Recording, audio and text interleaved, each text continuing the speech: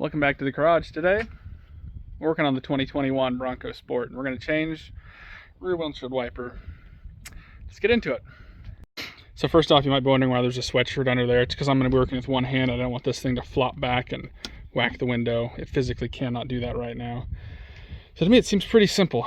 You ought to be able just to grab it back in here, pull it. It takes a lot of force and pops right off. It's probably easier if you don't live on gravel, but that's basically it. Grab, pull, throw it away, get your new one out until there's a little spot right there. That's what it clips on. Just make sure you get that right where it needs to be and just plop it in, if it'll pop. It does not really want to pop,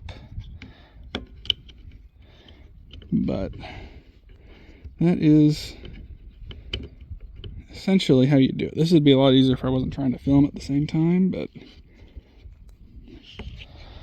I am. So this is where it probably takes two hands. And let me just put this down for a second so I get the thing plopped on.